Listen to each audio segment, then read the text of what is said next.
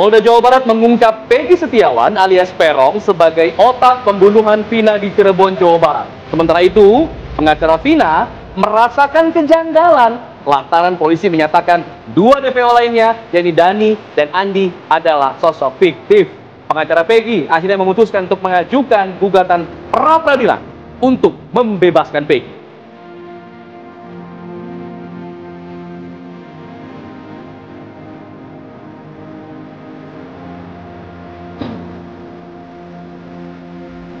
Di tengah kisruh penetapan tersangka baru kasus kematian Vina dan Eki, publik tiba-tiba dikejutkan dengan kehadiran Linda, teman almarhum Vina yang kembali kesurupan.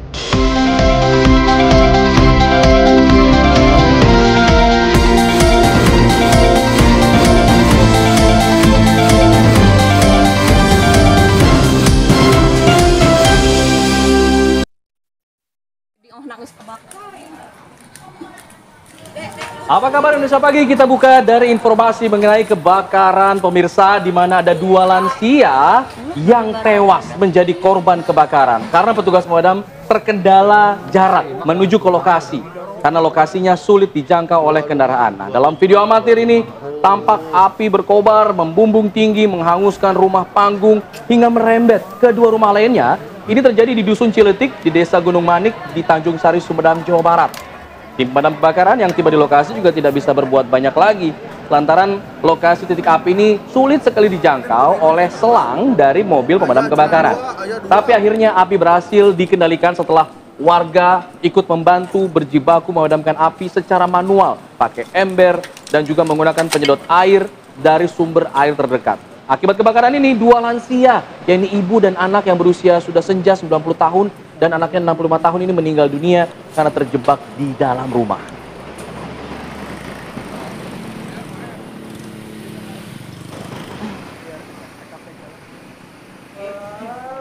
Dari Sumedang, Jawa Barat, kita bergeser ke wilayah lain pemirsa. Warga Pondok Jengkol, Pondok Aren, Kota Tangerang Selatan digegerkan dengan penemuan mayat yang membusuk di dalam toren milik salah satu warga. Pihak kepolisian dibantu BPBD Kota Tangerang Selatan mengevakuasi jasad korban. Beginilah proses evakuasi sesosok mayat laki-laki yang ditemukan di dalam toren milik warga.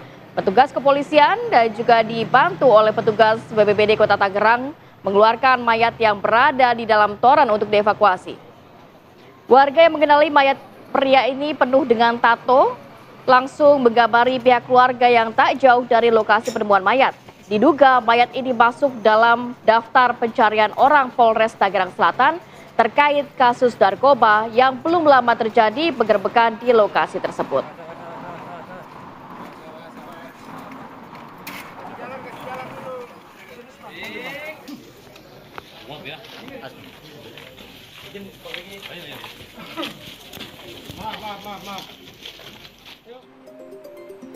Assalamualaikum warahmatullahi wabarakatuh. Selamat pagi pemirsa.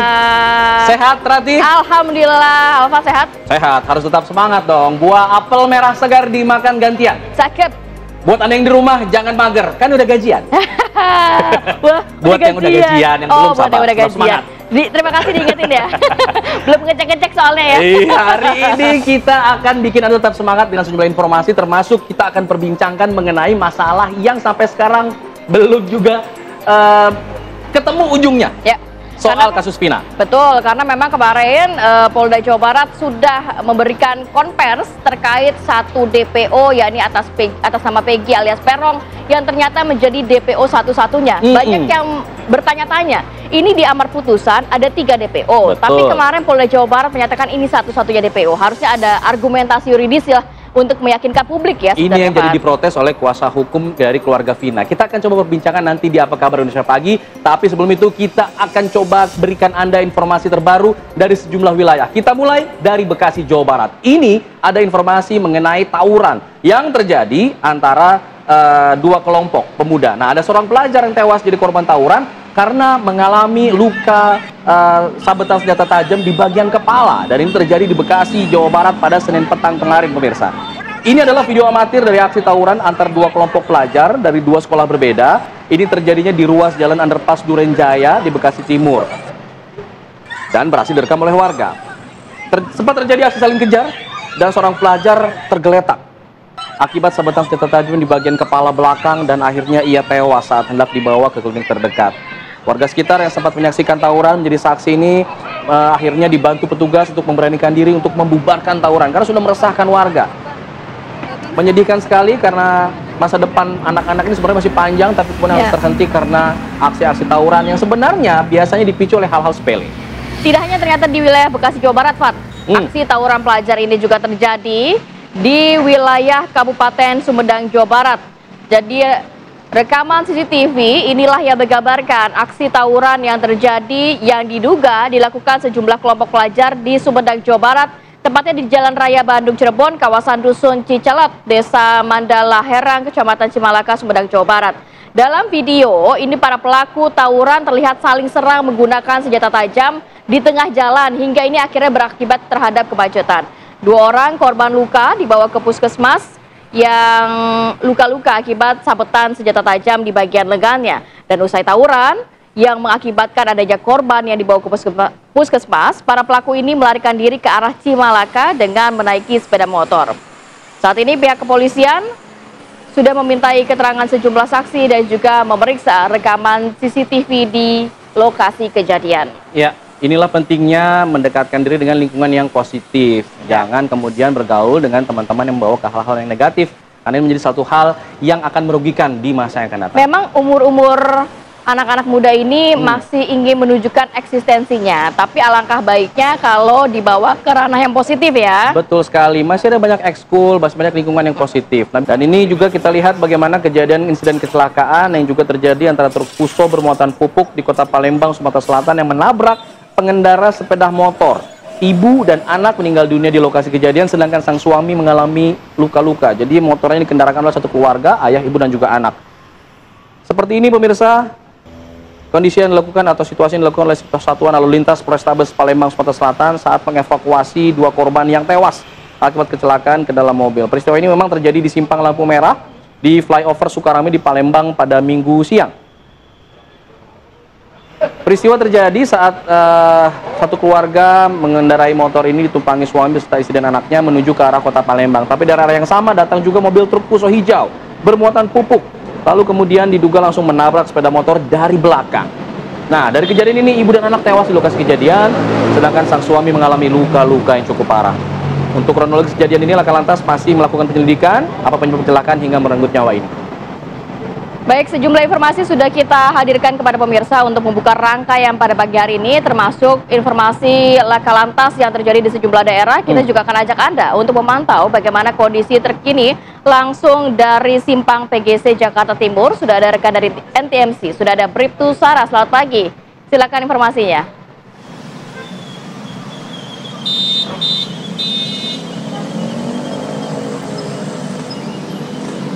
Baik, terima kasih Rati dan Alfat serta selamat pagi pemirsa, di mana situasi arus lalu lintas dari kawasan PGC saat ini sudah dalam keadaan ramai. Peningkatan volume kendaraan terjadi mengingat memasuki jam berangkat aktivitas perkantoran, baik dari arah Dewi Sartika dan Kalibata akan menuju ke Rawamangun serta Jatinegara sudah dalam keadaan yang ramai. Terlihat peningkatan kendaraan yang didominasi oleh kendaraan roda 4 dan roda 2. Dikarenakan kawasan ini terdapat pusat pertokoan, kami menghimbau bagi Anda untuk berhati-hati dengan menurunkan batas kecepatan kendaraan Anda ke angka normal. Dan dari arah Dewi Sartika maupun Kalibata akan menuju ke Keramat Jati maupun lurus ke arah Halim pada pagi hari ini pun sudah dalam keadaan ramai. Perlambatan kecepatan serta antrian kendaraan menjelang traffic light, dan antrian traffic light ini terjadi kurang lebih 100 meter di belakang garis stop.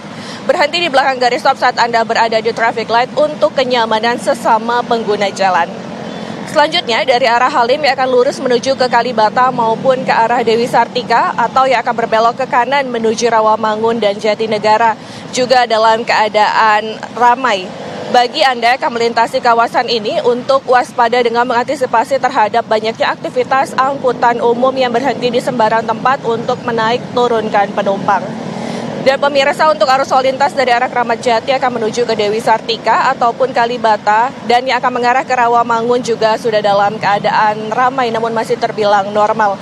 Hambatan hanya terjadi menjelang traffic light selepasnya kendaraan dapat mengalir dengan kecepatan 35 km per jam. Dikarenakan pada kawasan ini terdapat pasar bagi Anda untuk mengantisipasi terhadap aktivitas pejalan kaki dan juga pedagang di sekitar kawasan ini. Dan pemirsa, berdasarkan data IRSMS Korlantas Polri, angka kecelakaan lalu lintas di seluruh Indonesia 1 kali 24 jam terjadi sebanyak 252 kasus laka lantas dengan rincian 25 meninggal dunia, 33 luka berat dan 339 luka ringan.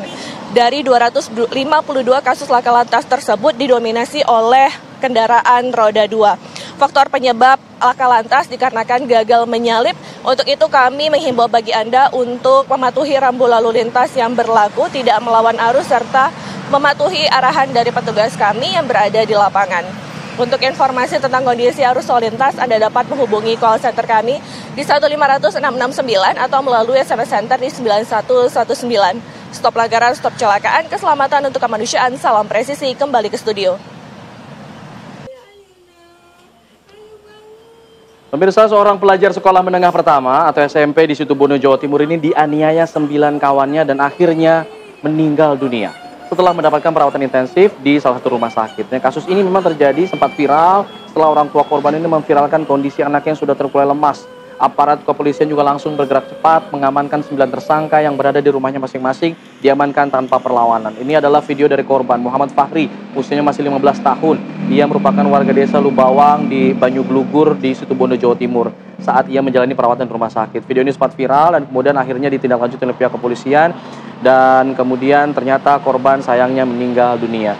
Akhirnya kemudian petugas kepolisian bergerak cepat mengamankan 9 pelakunya di rumah masing-masing. 9 pelaku diduga penganiayaan dan 9 pelaku ini merupakan kawan-kawan sendiri dari korban. Masih satu sekolah, semuanya juga masih di bawah umur. Ada sejumlah pelaku inisialnya S, R, D, G, H, F, B, dan A serta N. Saat ini juga masih menjalani pemeriksaan di ruang penyidik. Untuk itu polisi juga mengamankan sejumlah barang bukti berupa 3 unit sepeda motor dan senjata tajam jenis parang. Motifnya sementara diduga para pelaku menghabisi korban karena ada salah satu tersangka yang sakit hati diajak korban, kemudian mengajak teman-temannya untuk menganiaya korban.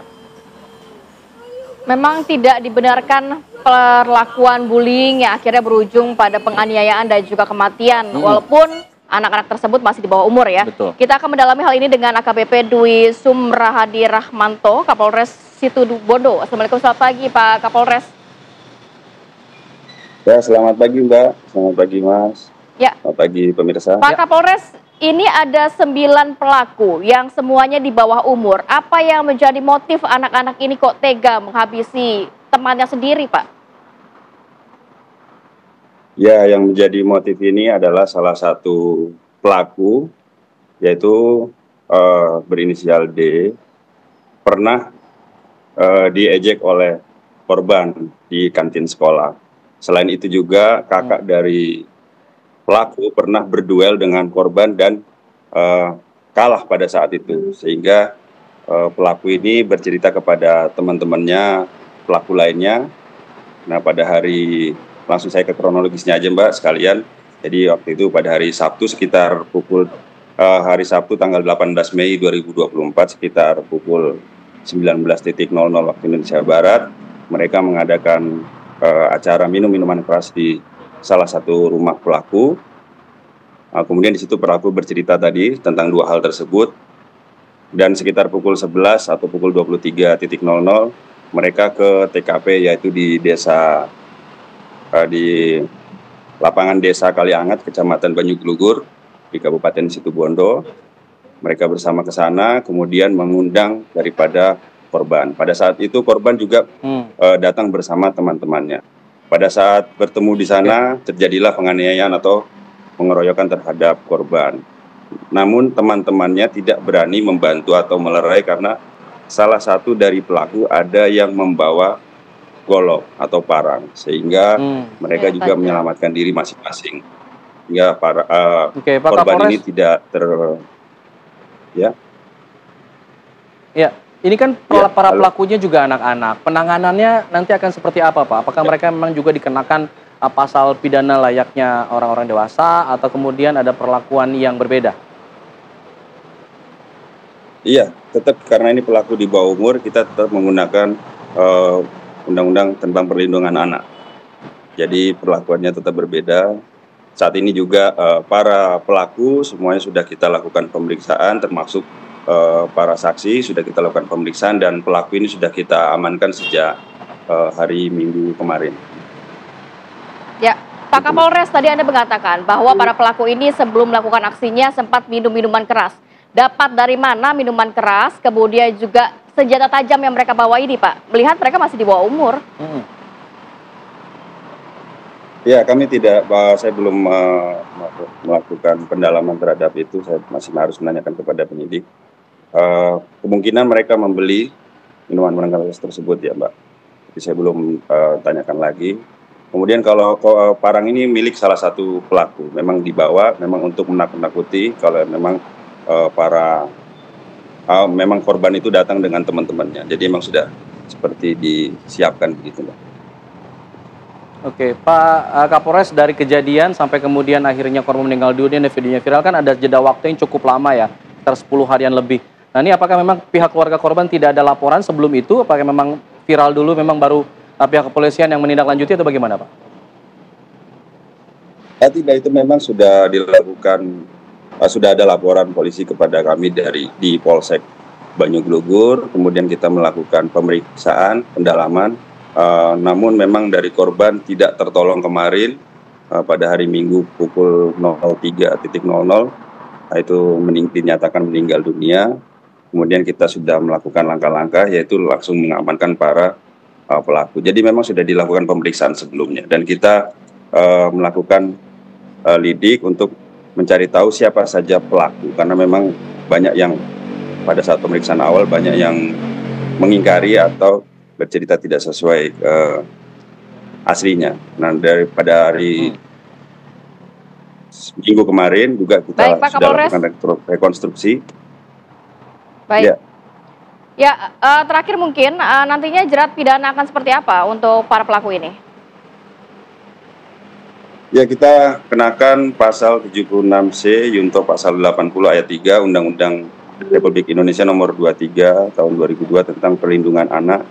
Kemudian juga pasal 170 ayat 2 ke 3 KUHP dengan ancaman selama-lamanya 12 tahun. Demikian, Mbak. Baik. Terima kasih banyak AKBP Dwi Sumarahadi, Kapolres Situbondo sudah berbagi informasi dan waktunya. Sehat selalu, selamat bertugas kembali, Pak. Assalamualaikum.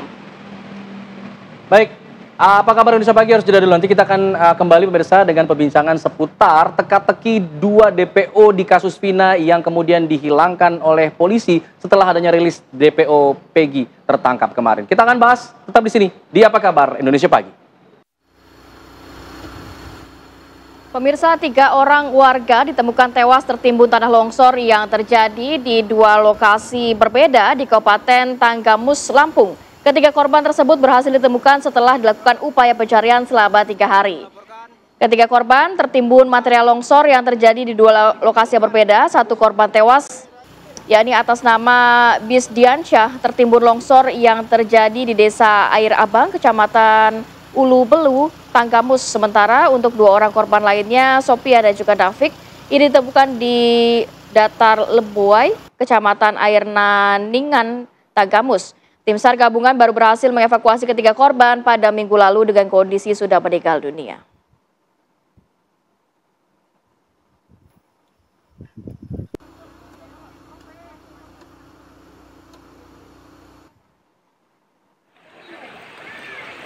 Ya, hujan deras yang mengguyur di wilayah Mamuju Tengah, Sulawesi Barat sejak beberapa hari terakhir ini mengakibatkan Sungai Kuo meluap dan merendam puluhan rumah warga. Ada puluhan rumah warga yang tergenang banjir yang datang tiba-tiba, pemirsa. Warga sempat panik, mereka bahkan mengevakuasi kendaraan bermotornya ke tempat yang lebih tinggi untuk menghindari banjir. Dan ketinggian air mencapai setengah meter di beberapa wilayah dan warga juga menyelamatkan barang-barang rumah tangga ke tempat yang lebih aman. Meski begitu, warga tetap memilih untuk bertahan di rumah masing-masing. Kondisi seperti ini memang sering dialami oleh warga di sini, terutama di musim penghujan. Kondisi ini disebabkan adanya penyempitan Sungai Kuo. Warga berharap agar pemerintah kabupaten turun tangan mengantisipasi banjir musiman ini.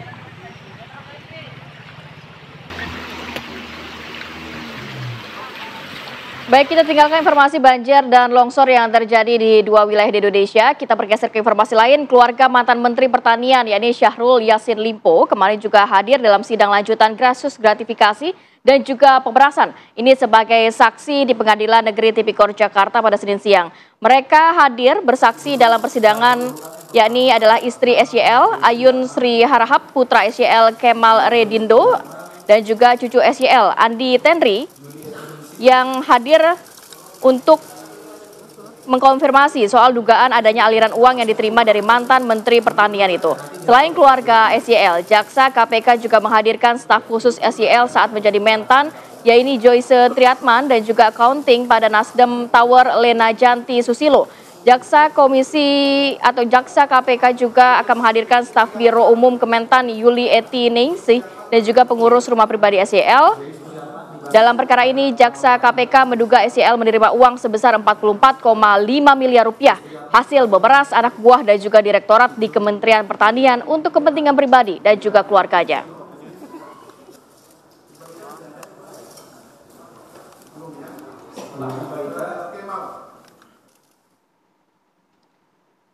Ya, selanjutnya ada informasi mengenai caleg terpilih DPRD di Kabupaten Tamiang, Aceh Tamiang yang ditangkap polisi karena kasus narkoba. Video penangkapannya pun viral di media sosial pada saat si caleg terpilih ini sedang memilih celana di sebuah toko.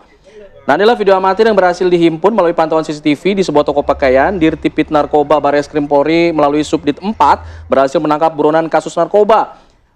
Pengedar sabu seberat 70 kg atas nama tersangka Sofyan yang ditangkap di sebuah toko pakaian di kawasan Manyak Payet di Aceh Tamiang. Sofyan ini diketahui merupakan anggota Dewan Perwakilan Rakyat Terpilih Aceh Tamiang dari fraksi Partai Keadilan Sejahtera atau PKS yang tinggal menunggu pelantikan saja sebenarnya. Tersangka juga merupakan buronan yang masuk dalam DPO perkara narkoba dengan barang bukti sabu seberat 70 kg. Saat penangkapan, tersangka dari kamera CCTV terlihat sedang belanja milih-milih pakaian, tapi kemudian didatangi oleh pihak kepolisian dan kemudian ditangkap pada tanggal 25 Mei kemarin. Tanggalnya, ya, bener ya namanya Sofyan ya. Oke, nanti diplastikin biar satu semua, plastik DB. Baik, kita masuk ke informasi kasus kematian Vina dan Eki di Cirebon tahun 2016 silam, di mana kabar terbaru adalah teman dari Vina dan juga Eki, yakni Linda yang menjadi saksi kunci ini sudah diperiksa oleh pihak kepolisian kurang lebih 5 jam dan juga dicecar 30 pertanyaan oleh penyidik. Linda didampingi kuasa hukum Vina keluar dari Mapolres Cirebon Kota usai menjalani pemeriksaan selama 5 jam. Dalam pemeriksaan tersebut, Linda diperiksa penyidik dari Polda Jawa Barat sekitar 30 pertanyaan. Linda mengaku bahwa dirinya merupakan teman biasa Vina, bukan teman dekat seperti yang beredar saat ini.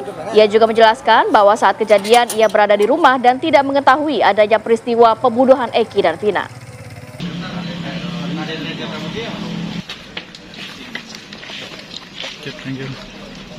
Film kalian bisa menggiring opini seperti itu kan gitu. Jadi dia nggak tahu sama. Tapi secara keseluruhan dari 8 terpidana sekaligus Peggy kenal nggak Mbak secara pribadi?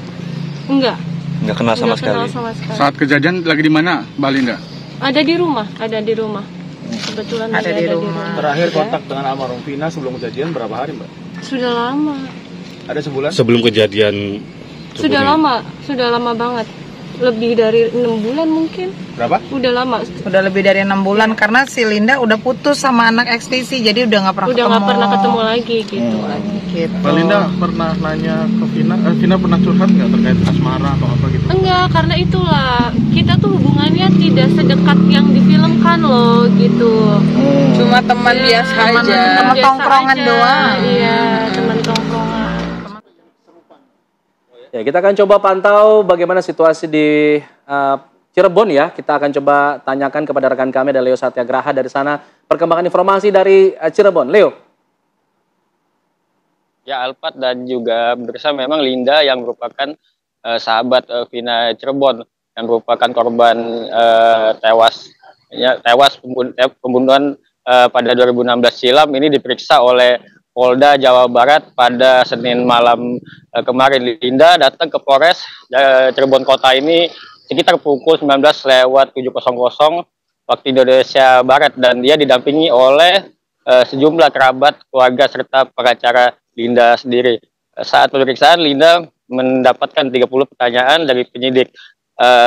Informasi terbaru yang dapat kami sampaikan, memang rencananya usai pemeriksaan tadi malam, semulanya akan langsung dilakukan olah TKP di tempat terjadinya pembunuhan. Namun mengingat situasi sudah malam, maka olah TKP akan dirubah. Namun kami belum dapat memastikan waktu tepat ya. Informasi yang kami dapatkan dari Cirebon ini memang rencananya olah TKP akan dilakukan pada hari ini. Namun mengenai jamnya kami masih memastikan dan masih menunggu konfirmasi dari pihak kepolisian. Selain itu juga usai menjalani pemeriksaan di Polres Cirebon Kota ini, keluarga Linda dan pengacaranya langsung mendatangi TKP tadi malam untuk melakukan doa bersama untuk almarhum Vina. Dan untuk hari ini sendiri, selain memeriksa Linda pada tadi malam, rencananya pihak penyidik dari Polda Jawa Barat dan Polres Cirebon Kota ini pada Selasa siang nanti akan melakukan sejumlah pemeriksaan lanjutan. Namun pada hari ini agendanya adalah pemeriksaan terhadap sejumlah saksi dari keluarga terpidana.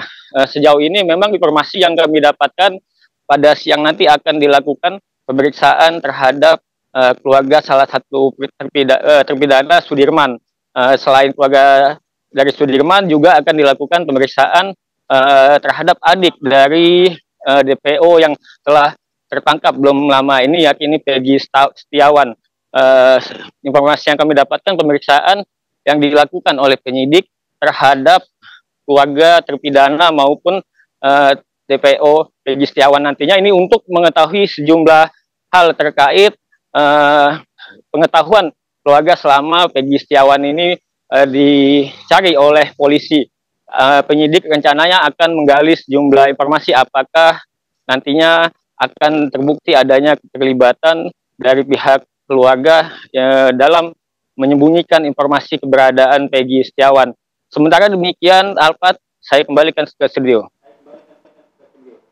Baik, Leo Satyagraha mengabarkan langsung dari depan Polres Cirebon Kota. Ya, memang pihak kepolisian, yakni Polda Jawa Barat, sudah memberikan keterangan dalam konversinya bersama Peggy Setiawan alias Perong ya. Tapi ini menjadi tanda tanya juga oleh masyarakat. Nampaknya kasus ini menjadi anti klimaks karena dalam amar putusan ini ada 3 DPO disebutkan secara jelas, namun pihak kepolisian menyatakan 2 DPO lain adalah fiktif atau salah sebut. Apakah kehadiran Linda nantinya juga bisa mengungkap kasus ini secara terang benderang? Kita lihat dulu informasinya berikut ini.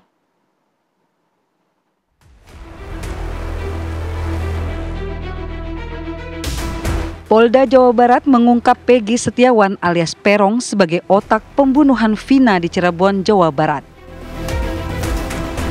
Dalam konferensi pers yang digelar Minggu siang kemarin, polisi mengungkap peran Peggy dalam kasus pembunuhan Vina dan Eki di Cirebon, Jawa Barat. Meski pihak kepolisian telah melangkah maju dengan merilis Peggy sebagai otak pembunuhan Vina dan Eki, pengacara Vina merasakan kejanggalan lantaran polisi menyatakan 2 DPO lainnya, yaitu Dani dan Andi, adalah fiktif, dan menyatakan Peggy alias Perong adalah satu-satunya buronan dalam kasus pembunuhan sadis Vina dan Eki. Padahal dalam amar putusan hakim disebut ada 3 DPO. Sementara itu Peggy juga melakukan perlawanan. Dalam konferensi pers yang digelar Polda Jabar, Peggy berteriak dan mengatakan jika dirinya tak terlibat dalam pembunuhan Vina dan Eki. Saya tidak pernah melakukan pembunuhan itu. Pengacara Peggy mengungkapkan akan mengajukan gugatan pra-peradilan untuk membebaskan Peggy. Sebagai otak pembunuhan, Peggy dijerat pasal pembunuhan berencana dan Undang-Undang Perlindungan Anak dengan ancaman hukuman mati, seumur hidup, atau penjara 20 tahun. Lantas, akankah perlawanan Peggy Setiawan bergulir di sidang pra-peradilan? Lalu, apa pula yang membuat polisi menghapus 2 DPO? Akankah ditangkapnya sosok Peggy menguak misteri kasus pembunuhan Vina yang belum terungkap? Tim TV One mengabarkan. rekan-rekan bahwa tersangka semua bukan 9, sehingga DPO ada 1.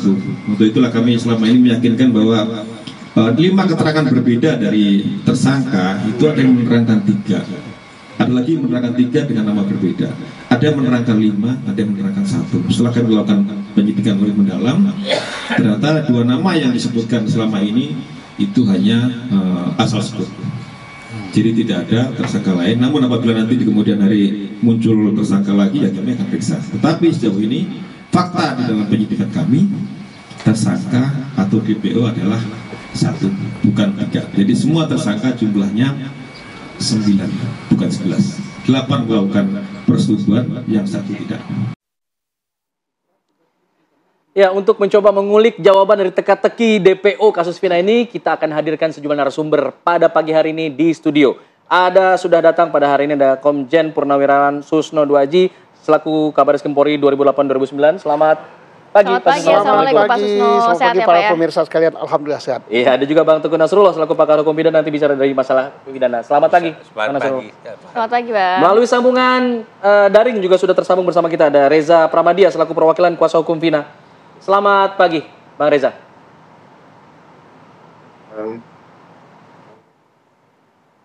Baik.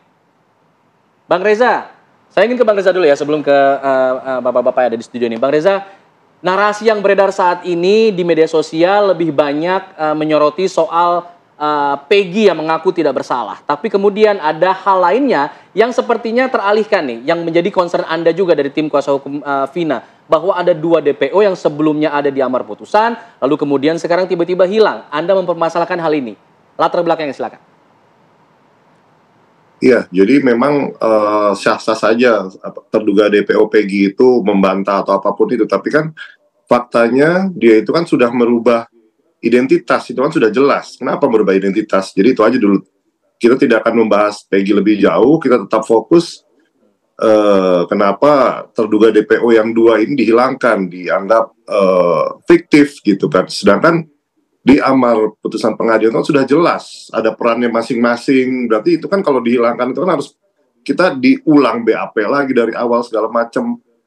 Jadi itu yang kita pertanyakan kenapa. Dan pada saat rilis juga tim kita yang dari Jakarta ada di Bandung itu di Polda Jabar ingin bertemu langsung ke pihak kepolisian, tapi memang tidak ditemui gitu. Jadi kita masih belum mendapat jawaban pasti kenapa bisa dihilangkan. Itu yang sangat kita sesalkan gitu kan, karena belum mendapat jawaban yang pasti dan jelas. Baik, berarti kuasa hukum Vina masih meyakini bahwa ada 2 DPO lainnya seperti yang dituangkan dalam amar putusan ya. Mas Reza, yang terbaru adalah kemarin juga kuasa hukum Vina mendampingi dari saksi kunci ya ini Linda untuk memberikan keterangan kurang lebih 5 jam 30 pertanyaan kabarnya. Apa yang bisa didalami dari sana Mas? Boleh diinformasikan? Iya, tadi malam kebetulan saya sendiri yang menjemput saksi Linda untuk diminta keterangan di Polres Cirebon Kota. Jadi memang itu ada sekitar 30-an pertanyaan yang masih seputar kronologis pembunuhan almarhum Vina. Bukan, jadi masih seputar itu dulu sih, masih belum banyak perkembangan lainnya lagi. Jadi memang yang penting apakah Anda membahas soal 2 DPO lainnya Mas Reza? Masih belum ada ke arah sana. Kita masih mendalami sebagai saksi Linda itu sendiri. Jadi belum berkembang ke arah sana. Mas Reza, kalau kabar yang beredar begitu ya, terakhir yang bertemu Vina dan Eki adalah Linda dan juga pasangannya. Tapi Linda mengakui saat kejadian justru berada di rumah. Ini mungkin bisa dikonfirmasi seperti apa kondisi sebenarnya? Iya, memang pada saat itu saudari Linda pada saat kejadian memang berada di rumah. Menurut kesaksiannya, jadi tidak tahu detail atau ada rencana-rencana yang terjadi kemudian adanya pembunuhan tersebut. Jadi memang tidak ada di tempat kejadian. Bagaimana mengenai narasi yang menyebut bahwa Linda ini mengenal Peggy, mengenal DPO lainnya? Apakah ini juga dikonfirmasi oleh Linda? Iya, jadi kemarin sih di pernyataan saudari Linda ini tidak begitu mengenal yang namanya Peggy.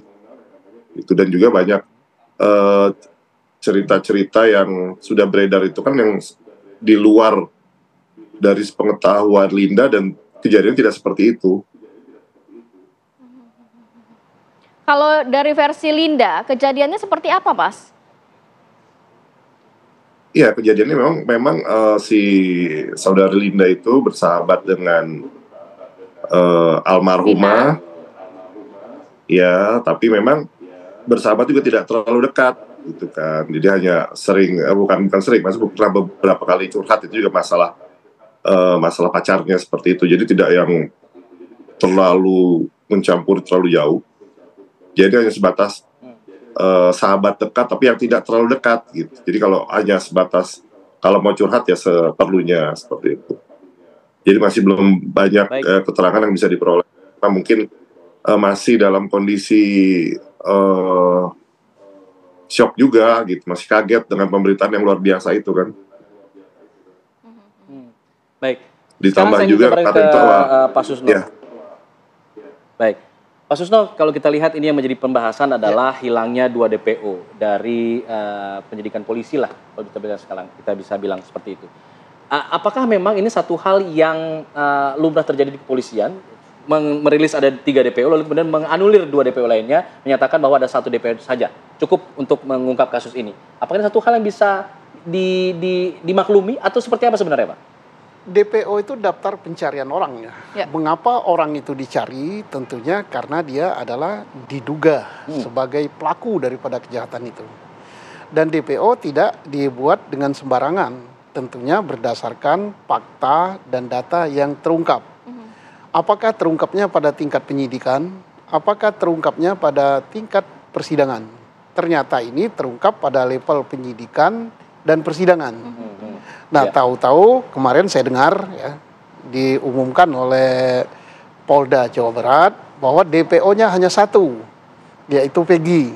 Sedangkan yang 2 itu apa namanya? Fiktif, salah sebut. Fiktif, salah sebut atau asal-asalan. Gitu. Nah, tapi sayang tidak disebutkan asal-asalan itu siapa yang ngomong asal-asalan? Apakah penyidiknya yang asal-asalan nulis? Atau terpidananya? Atau terpidananya? Atau ada orang lain yang harusnya disebut, Pak? Harus disebut dong, Mbak, supaya tidak timbul pertanyaan kayak gini. Berarti ada harus ada argumentasi yuridisnya begitu ya? Ada argumentasi yuridis. Kalau soal misalnya hilang 10 atau tidak ada sama sekali bisa-bisa saja, tapi harus jelas alasannya. Nah, yang namanya DPO itu kan tidak sembarang langsung diketik gitu aja kan? Orang yang di DPO-kan itu adalah orang yang dicari tidak ketemu. Dan pasti sudah melalui proses cek and recheck tentunya begitu ya? Setelah dapat keterangan bahwa pelakunya ini, si penyidik atau polisi langsung mendatangi rumah itu. Kan alamatnya kan ada. Dicari. Begitu dicari, ketua RT, ketua RW, orang tuanya, saudaranya, kakaknya, adiknya, betul nggak ada nama ini? Oh betul, tapi dia nggak ada, sekarang lagi ke wilayah luar negeri, lain, lagi wilayah lain. Atau, oh nggak ada Pak, tanya nggak ada. Kalau nggak ada, nggak perlu di DPO kan. Memang orangnya nggak ada. Baru tanyakan lagi kepada yang memberi informasi. Lo kok lo ngomong kayak gini? Nggak ada sih orangnya. Nah, artinya di cross check lagi ya? Ini kan ada yang tidak akurat. Kan ini sudah di cross check di sidang pengadilan kan? Di sidang pengadilan ngomong karena masuk di dalam amar putusan. Nah, kalau gitu berarti tidak bisa langsung ditiadakan misalnya, wah nggak ada itu orang. Nah, karena langsung ditiadakan begitu, nimbulkan pertanyaan yang banyak. Harusnya gimana prosedurnya kalau memang ternyata tidak ada begitu? Kalau tidak ada, ya melalui pengecekan di lapangan dan sebagainya, kemudian dibuat berita acara lagi, dikatakan bahwa nama itu tidak ada sehingga tidak langsung kesimpulan tidak ada. Gitu. Pak Susno, tapi kalau melihat kasus ini nampaknya banyak yang berspekulasi bahwa pihak kepolisian ini nampaknya kita apresiasi gerak cepat, namun terlalu cepat untuk memutuskan. Karena dari amar putusan ini kan kuasa hukum Vina meyakini ada 3 DPO dan tertulis di situ. Dan artinya pihak kepolisian ini dengan menghilangkan atau menganulir 2 DPO ini menggabaikan amar putusan atau bagaimana Pak Susno? Saya percaya tidak mengabaikan, tapi alasan hukumnya yang belum disampaikan. Kita tunggu alasan hukumnya. Karena mereka ini masih punya tugas berat ya polisi ini, penyidik ini. Kenapa? DPO sudah ketangkap 1 dan sudah jelas pasti tidak bisa dibantah betul Peggy. Tapi ingat, dari PG ini masih ada pertanyaan. Yang betul itu yang sudah terbukti baik melalui saksi, terbukti secara scientific crime investigation terbukti karena dari kakak, kemudian dari sidik jari dan sebagainya, termasuk ibu kandungnya sendiri mengatakan yes ini Peggy. Tapi satu pertanyaan besar yang harus dijawab polisi. Apakah itu Peggy yang terlibat dalam kasus ini? Kan itu belum diumumkan. Iya. Yang sudah diumumkan dan terbukti itu betul dia Peggy. Betul dia DPO. Tapi apakah betul dia pelaku? Ini PR besar. Mari kita dukung Polri, kita hargai. Kenapa PR besar? Belum ada bukti yang menyatakan apakah sperma itu. Kan ini tuduhannya kan pembunuhan dan pemerkosaan. Apakah ada sperma Peggy? Apakah DNA-nya DNA Peggy begitu apakah DNA Peggy? Apakah ada sidik jari Peggy di pembunuhan itu? Apakah CCTV? Pak Susno, kalau pengalaman Anda begitu ya, kan saat memang dilakukan visum kan secara jelas begitu kan, ditemukan sperma, tapi kenapa bisa pihak kepolisian tidak memutuskan untuk mengambil itu DNA siapa Pak? Apakah memang itu SOP-nya seperti itu atau gimana Pak biasanya? Kalau ada sperma tentunya kan harus dibuktikan, ini kan punya siapa, apalagi kan dalam BAP itu yang memperkosa itu kan tidak satu kan. Nah tidak satu harus dicek sperma siapa. Dan kalau sudah tahu sperma siapa maka orang ini tidak akan bisa membantah seperti sekarang. Loh yang bicara bukan saksi, bukan terdakwa, tapi hasil sperma yang ngomong. Spermanya ngomong, mas aku spermamu. Nah nggak bisa membantah lagi seperti sekarang. Dan satu lagi, katanya ini tidak ada penganiayaan, kecelakaan. Kita belum lihat bajunya. Kalau yang namanya ditusuk dengan samurai, tidak mungkin baju tidak sobek, samurai masuk ke dalam kan. Nah itu harus ada itu. Kemudian CCTV-nya dan sebagainya. Dan ini kalau ya tanda petik, saya tidak mengatakan bahwa penyidikan ini salah. Tetapi heboh di luar salah.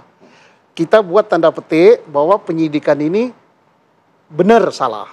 Maka yang paling bertanggung jawab adalah yang mencari fakta hukum di depan persidangan. Siapa? Jaksa yang menuntut. Yang kedua siapa? Hakim pada tingkat pertama. Nah inilah yang kebiasaan yang harus kita rubah untuk perbaiki dalam sistem hukum pidana di Republik ini. Jangan lagi berpedoman pada berkas. Berkas ini bisa dicabut. Bisa juga berkas ini, berita acara, omongan di dalam itu didapat secara tidak benar. Tapi harus betul-betul berdasarkan fakta hukum yang terungkap di persidangan. Sekarang kita masih mendewakan berkas ini. Nah jadi saya tidak menyalahkan polisi ini. Polisi kan cuma ngantar gitu. Mencari bukti-bukti begitu ya. Iya, tetapi begitu dimainkan, dimasak di depan sidang, ya gimana jaksanya yang sudah melalui konsultasi kok diterima? Lah gimana hakimnya? Menanggapi hal tersebut, apakah ini kemudian konsekuensi hukumnya seperti apa terhadap jaksa, terhadap hakim? Tidakkah ini merupakan terlalu mahal harganya untuk kemudian merefer lagi ke belakang, mengubah lagi yang dulu dan lain sebagainya? Ini bagaimana konsekuensi hukumnya? Oke, ini kita sepakat dulu nggak? Apakah kita sepakat dalam kasus ini terjadi peradilan sesat? Saya mengatakan iya. Dari mana melihatnya? Faktanya apa yang terjadi sekarang? Orang sudah dihukum dan ini berulang kasus yang terjadi tahun 70-an, Sengkon dan Karta. 80-an. Dan itu akhir 80-an ya, sebelum KUHAP lahir. Karena saya ingat itu ada perma dari Prof. Omar Seno Aji untuk PK-nya. Nah, enggak kasusnya 70-an, Pak, kasus tapi 70-an, peradilan 80-an. Nah, kemudian peradilan sesat ini sampai kapan kita mau berhenti? Maaf, saya harus ngomong keras sekali Pak Kapolri. Untuk apa kita terlalu sombong dengan kata-kata salam presisi? Kalau peradilan sesat tiap hari disajikan di hadapan publik. Mungkin Pak Susno tidak enak ngomong, tapi saya harus ngomong. Saya akademisi, saya praktisi. Peradilan sesat berarti di tahun 2016 ya? Bukan untuk penanganan sekarang kan? Ya, sekarang kita belum tahu. Bisa saja terulang. Oleh karena itu, jangan terulang. Anda jangan jatuh di lubang yang sama. Nah, kemudian, maaf saya katakan, apa tugas jaksa pemeriksa berkas perkara waktu dikirim ke sana? Oleh karena itu harus ada audit. Kapolri audit tim penyidik dulu, penyelidik dan penyidik. Jaksa Agung audit, tim penerima berkas audit JPU-nya. Iya. Kemudian Mahkamah Agung audit Majelis Hakim. Bagaimana Anda melihat fakta persidangan itu? Maaf, secara umum, Pak. Ini secara umum saya ulang. Tidak semua jaksa seperti itu, tidak semua polisi seperti itu, tidak semua hakim. Ya. Seringnya adalah ketika kasus-kasus begini, si tersangka terdakwanya mau pakai pengacara, lo jangan pakai pengacara. Nanti justru malah berat.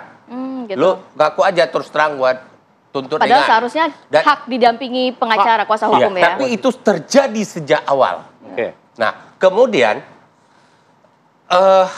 benar, ini Pak Susno ini saya kenal beliau sejak masih Kombes Pol. Kami sama-sama tim perumus RUU KUHP. Nah, saya termasuk orang yang paling keras menentang bahwa berita acara pemeriksaan tahap penyidikan itu diserahkan ke hakim. Tidak boleh. Kenapa? Karena apa? Hakim baca itu dulu. Ya. Nanti dia terbentuk otaknya di sini apa yang bunyi di situ. Bagaimana proses itu diperoleh. Jadi tidak netral begitu? Tidak netral. Oleh karena itu saya mengatakan berkas itu cukup sampai di jaksa. Di hakim tidak boleh diserahkan itu. Kemudian hakim hanya memperoleh surat dakwaan. Nah, silahkan kemudian gali fakta persidangan. Dan yang ada sekarang adalah hampir semua hakim sebelum sidang, sebelum diperiksa saksi-saksi, siapa misalnya saksi Alfat mau diperiksa, dibaca dulu BAP-nya apa. Nanti dia sudah terbentuk di sini. Nah, kemudian ketika di ruang sidang, si Alfat mau merubah, saya tidak begitu. Loh, kamu ngomongnya begini dulu. Sudah berpatok pada itu ya. Jangan berbelit-belit. Ketika dia merubah ini kita bicara fakta yang terjadi. Ketika dia merubah keterangannya, nanti waktu hakim menjatuhkan putusan ada hal-hal yang memberatkan dan meringankan. Di situ disebutkan berbelit-belit dan tidak mengaku terus terang. Itu sering kita baca. Padahal tidak boleh itu terjadi. Bang Nasrul kan tadi mengatakan harus ada audit nih. Semuanya diaudit lagi, jaksanya, hakim, lain sebagainya. Konsekuensinya apa? Hukumnya apa? Tapi dijawab setelah jeda. Tarik nafas dulu Bang, santai. Usai jeda kita kembali, tetap di sini Dapat Kabar Indonesia Pagi. Kenapa? Saya tidak pernah melakukan itu. Kenapa? Saya tidak pernah melakukan itu. Saya tidak pernah melakukan itu, Pak. Saya bukan otak. Saya bukan pembunuhan. Agar tertib, rekan-rekan. Ya, tunggu. Saya rela mati. Tunggu, sabar ya. Sabar. Ya. Tahu keadaan saya itu. Persilahkan. Jadi nanti nama gaul saya tidak pernah melakukan pembunuhan itu. Ini fitnah. Saya rela mati. Saya rela mati. Tidak. Sudah. Ya, rekan-rekan, tolong tertib. Nanti kita sama-sama mendengar. Karena di luar dia ngomong. Ya, itu salah satu dari pernyataan Peggy usai dirilis oleh Polda Jawa Barat. Saya ingin kembali ke Bang Nasrullah. Bang Nasrullah, apa konsekuensinya? Apakah memang harus diusut lagi, diberikan hukuman terhadap jaksanya, hakim dan sebagainya terkait kasus ini? Harus. Karena kalau tidak, ini akan berlanjut asal-asalan seperti ini. Karena apa? Yang penting putus-putus perkara. Hakim juga udah menumpuk. Jadi serba salah. Saya nggak tahu lagi bagaimana memperbaiki hukum di Indonesia, penegakan hukum Indonesia luar biasa ruwet. Bentuk hukumannya kayak apa? Saya mengatakan begini, ini saya tidak boleh mengatakan nanti pasti dibilang, wah nggak ada bukti Anda ngomong. Saya tahu, saya pelaku di lapangan. Ya, saya selain akademis, saya pelaku di lapangan. Hukum ini sudah menjadi korporasi penegakan hukum. Di semua unit kerja, di semua subsistem, menjadikan penegakan hukum sebagai sumber penghasilan gila-gilaan. Ya, satu. Yang kedua, proses penegakan hukum tidak lagi ada rasa belas kasihan terhadap orang yang cari keadilan. Yang penting saya berhasil. Yang penting saya sudah selesaikan tugas saya. Hakim tidak punya rasa tanggung jawab di dalam memutuskan di tingkat pertama karena nanti kan bisa banding. Banding juga masa kasasi. Kasasi di tingkat kasasi jadi bemper. Di tingkat kasasi pun tidak lagi mencari keadilan. Tingkat PN sudah dihukum, PT dihukum, kasasi juga begitu. Nah, oleh karena itu sanksi terhadap pelaku dalam kasus ini menjadi pembelajaran hati-hati ke depan. Kalau Anda tidak menegakkan hukum secara baik, jadi akan berulang terus. Oke, ini juga keinginan kita ya. Memang nantinya ada audit investigasi mungkin bagaimana penanganan atau proses hukum di tahun 2016 lalu begitu ya. Tapi kalau melihat saat ini 2 DPO ini dianulir, ini menjadi harga mati nggak sih Bang Nasrullah? Apakah nanti mungkin ada saksi-saksi yang muncul yang juga bisa menghadirkan DPO lainnya atau tersangka lain ya?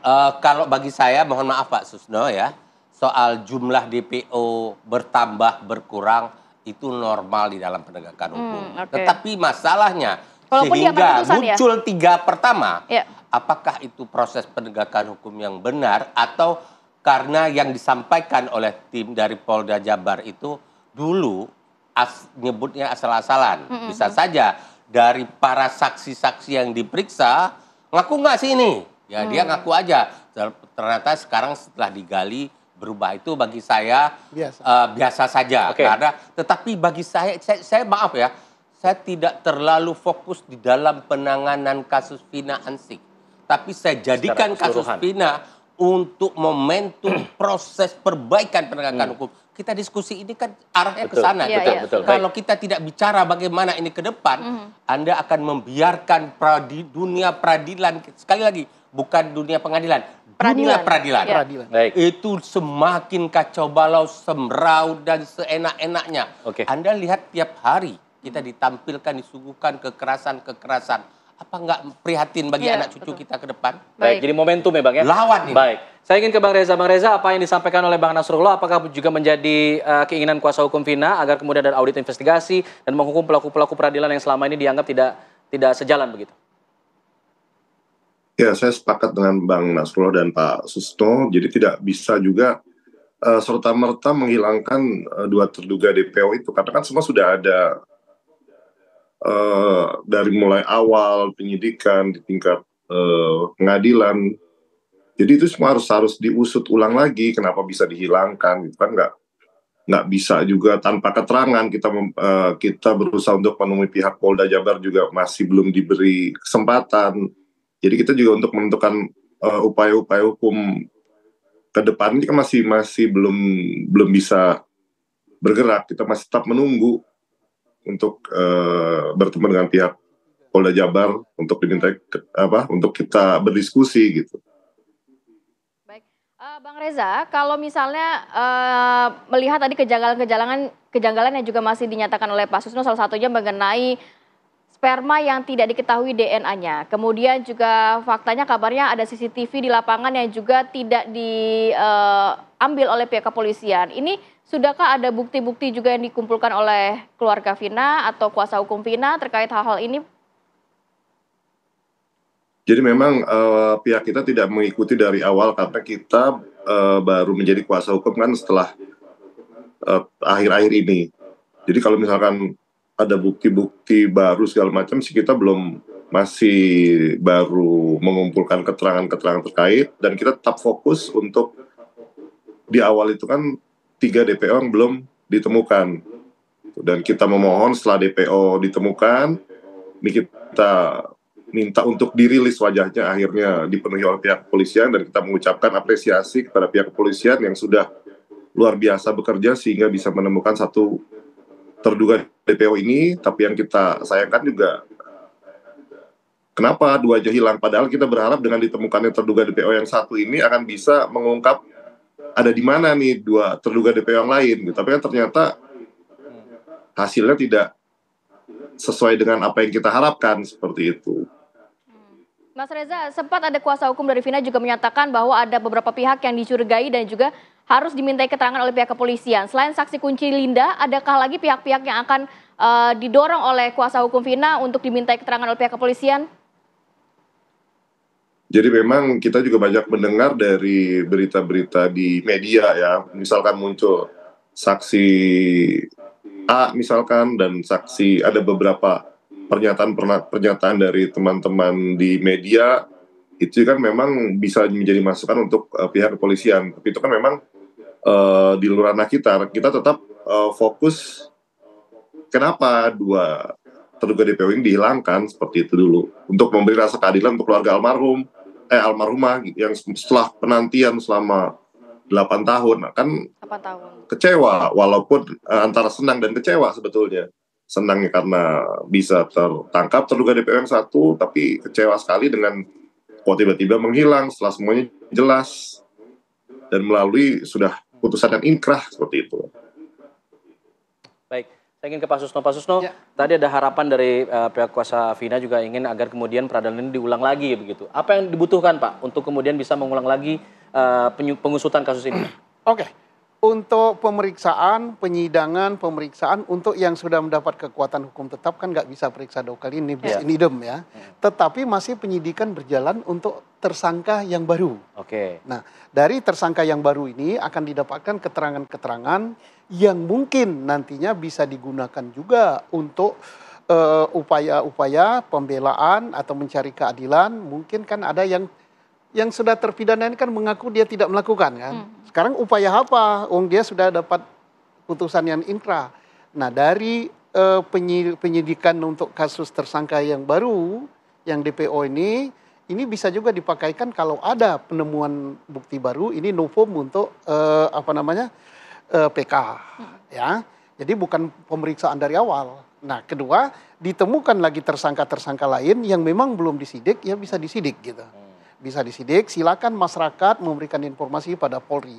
Nah, terkait dengan beliau tentang audit ya, kita wajib, saya hormat ya dengan Polri, bukan karena institusi saya. Polri telah lebih dulu walaupun tertutup mengadakan examination dan audit terhadap jalannya penyidikan ini. Jadi Polri ada 2 kegiatan sekarang, mencari tersangka, melakukan penyidikan tersangka baru, dan dia mengaudit apakah pemeriksaan ini benar sesuai dengan ketentuan hukum yang berlaku? Apakah dalam pemeriksaan ini terjadi pelanggaran HAM dan sebagainya? Ini secara tertutup sudah dilakukan dan yakinlah akan ada sanksinya kalau salah. Oke, nanti Bang Nasrul tahan dulu ya Bang, kita harus jeda dulu. Kita kembali saat lagi tetap bersama kami di Apa Kabar Indonesia Pagi.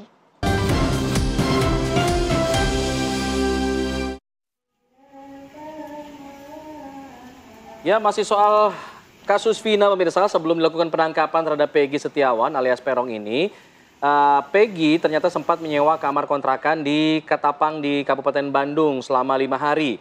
Ketua RW setempat juga menegaskan Peggy memang tidak tinggal menetap di kontrakannya tersebut.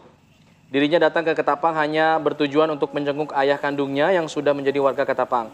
Ayah Peggy memang menyewa kamar kontrakan di Kampung Muara Ciparai, RT 1 RW 1, Desa Cilampeni maksud kami, di Kecamatan Ketapang di Kabupaten Bandung.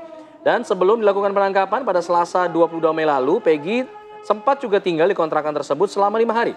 Petugas kepolisian juga telah melakukan penggeledahan di kamar kontrakan Peggy itu dan ditemukan ada juga beberapa barang bukti mungkin ya, dan pada beberapa hari lalu ini dilakukannya.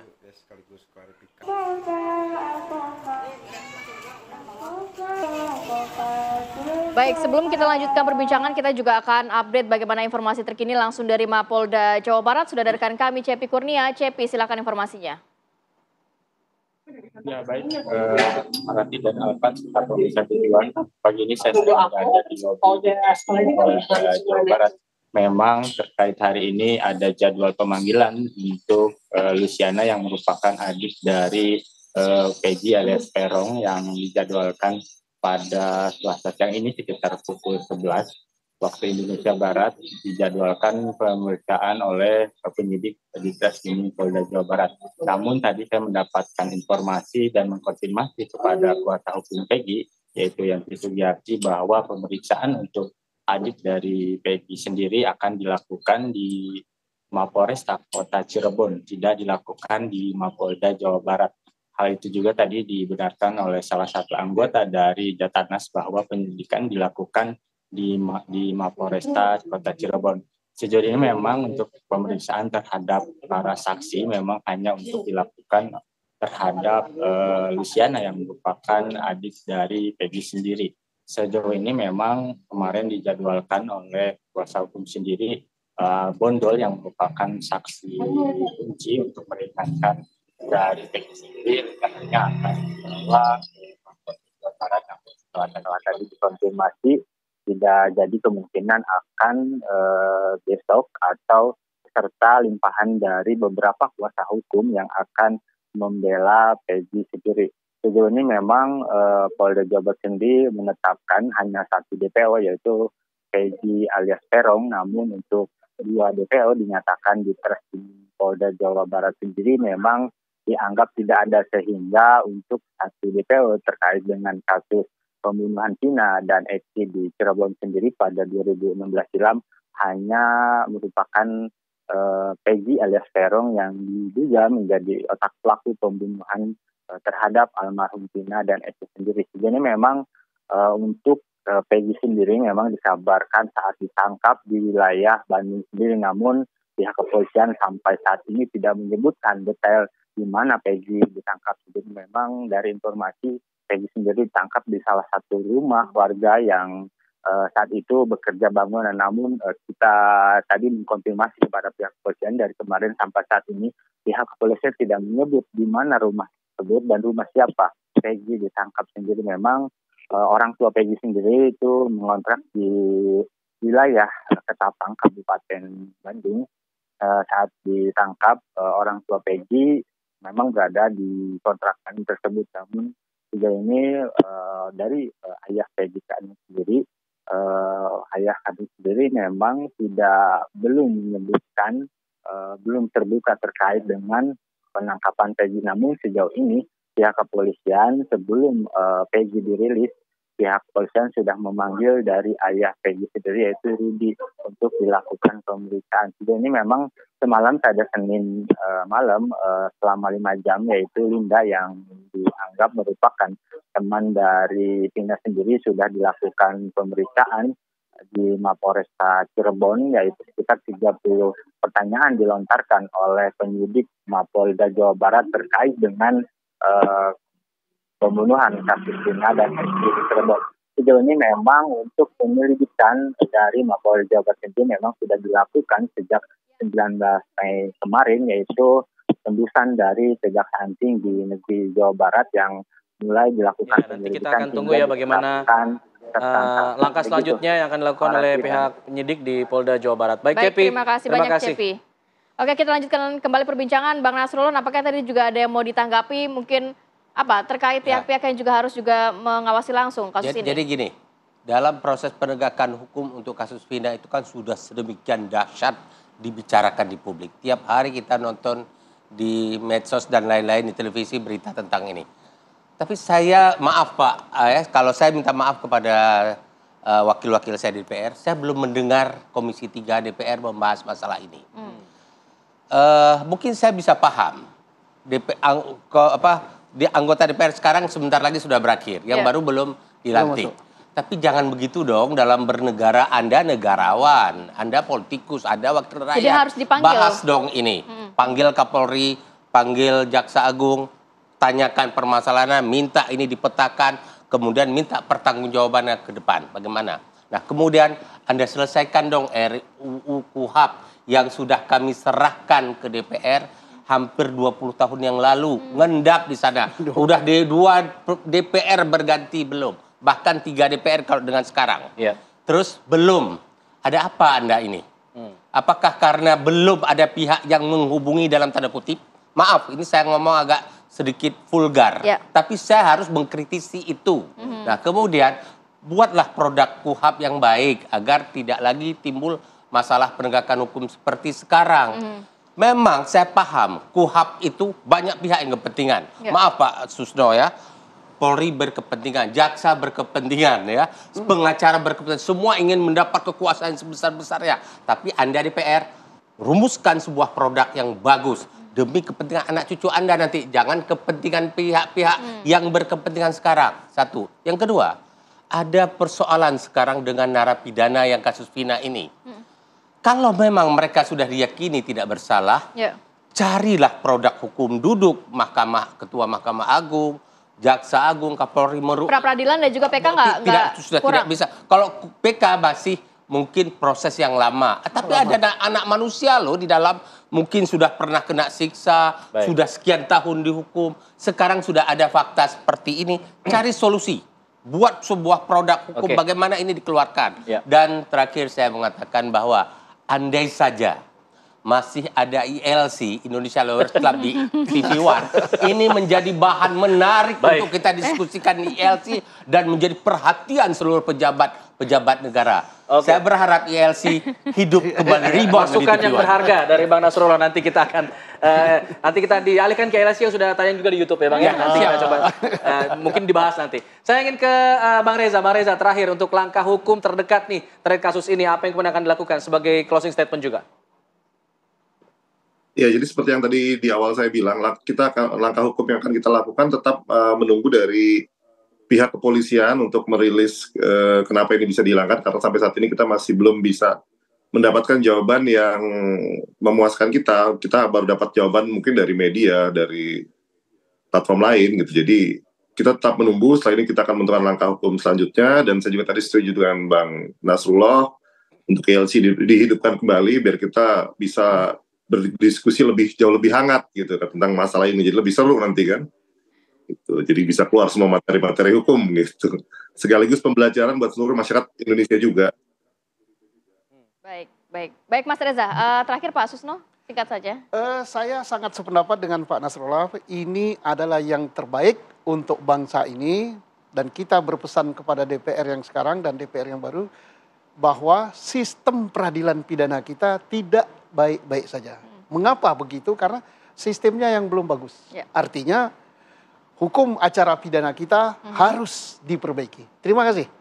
Baik, terima kasih Pak Susno, terima kasih Bang Nasrullah, terima kasih Bang Reza sudah berbagi informasi bersama kami dalam Apa Kabar Indonesia Pagi.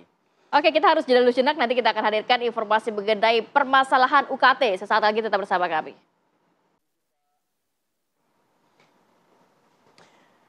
Presiden terpilih Prabowo Subianto yang juga Menteri Pertahanan menerima kunjungan investor asal Dubai di Kementerian Pertahanan. Dalam pertemuan yang berlangsung kurang lebih sekitar 1 jam ini, pertemuannya berlangsung secara tertutup. Investor dan pengusaha asal Dubai, Muhammad Ali Rashid, membahas secara umum mengenai potensi pariwisata di Indonesia yang akan naik hingga 20%. Hal ini tentu akan berimbas baik pada pariwisata Indonesia, termasuk pada lapangan pekerjaan. Nah, menurutnya Indonesia memiliki reputasi baik di mata wisatawan asing karena masyarakatnya yang ramah, sopan, dan ini menjadi salah satu daya tarik dari Indonesia. Ditanya lebih lanjut mengenai rencana investasi pada program Prabowo dan juga IKN, Prabowo hanya menegaskan jika pembahasan dalam pertemuan ini hanya membahas mengenai pariwisata secara umum saja. Pengusaha sangat besar di UKT yang sudah di Pak, iya Pak. Beliau salah satu pengusaha sangat besar di Emirates ya, dari Dubai. Beliau bergerak terutama di bidang pariwisata. Beliau punya ratusan hotel di mana-mana, dan beliau sangat antusias tentang Indonesia. Beliau menyampaikan hasrat yang sangat besar untuk masuk ke Indonesia, untuk membangun pariwisata kita. Beliau sangat yakin bahwa pariwisata kita bisa meningkat luar biasa. Beliau yakin sekali kita sekarang jumlah turis ke Indonesia adalah sekitar 10 juta, 11 juta. Padahal Thailand yang lebih kecil dari kita, luas wilayah, jumlah penduduk dan sebagainya, sudah 40 juta lebih. Kemudian Malaysia juga sangat tinggi, jadi beliau yakin kita bisa naik 200-300%, dan ini sangat penting, sangat bagus untuk pertumbuhan ekonomi, untuk menciptakan lapangan kerja. Daerah kita sangat luas, kita bisa membuka wilayah-wilayah baru untuk mempercepat pertumbuhan, meningkatkan kesejahteraan rakyat. Baik, kita ke informasi selanjutnya. Menteri Pendidikan, Kebudayaan, Riset, dan Teknologi Nadiem Makarim akhirnya mengumumkan pemerintah membatalkan kenaikan uang kuliah tunggal atau UKT di perguruan tinggi negeri pada tahun ini. Putusan itu disampaikan Nadiem Makarim seusai dipanggil Presiden Joko Widodo ke Istana Kepresidenan. Mendikbudristek Nadiem Makarim tiba di istana, dan kedatangan Nadiem ini untuk melaporkan sejumlah isu di dunia pendidikan termasuk mahalnya UKT di perguruan tinggi negeri. Usai menghadapi Presiden, Nadiem menyatakan bahwa Kemendikbudristek membatalkan kenaikan UKT tahun ini. Ia menyatakan keputusan ini diambil setelah mempertimbangkan masukan dari sejumlah pihak. Kemendikbudristek akan mengevaluasi semua permohonan perguruan tinggi untuk peningkatan UKT untuk di tahun-tahun berikutnya. Siang Mas. Rapat apa Menteri? Bisa bernafas 1 tahun ya? Ya mudah-mudahan semoga di tahun depan tidak ada lagi kenaikan UKT ya. Dikaji lagi lah. Dikaji lagi. Karena ini kan hajat hidup orang banyak. Apalagi soal pendidikan. Sudah bertemu dengan para rektor dan kami Kemendikbudristek telah mengambil keputusan untuk membatalkan kenaikan UKT di tahun ini dan kami akan merevaluasi semua permintaan peningkatan UKT dari PTN-PTN. Jadi untuk tahun ini tidak ada mahasiswa yang akan terdampak dengan kenaikan UKT tersebut, ya. Dan kami akan mengevaluasi satu persatu permintaan atau permohonan perguruan tinggi untuk peningkatan UKT, tapi itu pun untuk tahun berikutnya, ya. Jadi ini benar-benar suatu hal yang aspirasi kami dengarkan dari masyarakat dan juga kami ingin memastikan bahwa kalaupun ada kenaikan UKT itu harus dengan azas keadilan dan kewajaran dan itu yang akan kita laksanakan. Selanjutnya ada informasi mengenai Jaksa Agung ST Burhanuddin yang bertemu dengan Kapolri Jenderal Listio Sigit Prabowo di Istana Negara, Jakarta dalam rangka acara sistem pemerintahan dan berbasis elektronik SPBE Summit 2024 dan peluncuran GovTech Indonesia pada Senin pagi di Istana Negara. Jaksa Agung tiba lebih dulu dan menyapa para tamu undangan yang hadir di sana. Kapolri kemudian masuk ke dalam ruangan setelah Panglima TNI Jenderal Agus Subianto. Sigit dan Burhanuddin saling bersalaman dan juga saling tersenyum satu sama lain. Bahkan Sigit juga sempat mengomentari para awak media yang berebut mengambil momen ia dan Jaksa Agung untuk bertemu. Usai acara, keduanya meninggalkan acara secara bersama-sama dan bahkan sempat ada rangkulan tangan nih Kapolri dan juga Jaksa Agung. Dan memang momen hangat ini terjadi setelah beberapa hari terakhir muncul ada kabar tidak sedap mengenai ketegangan di tubuh lembaga Polri dan Kejaksaan Agung. Tapi Polri dan Kejagung sepertinya kompak untuk tidak memberikan penjelasan apapun mengenai isu yang tengah beredar saat ini.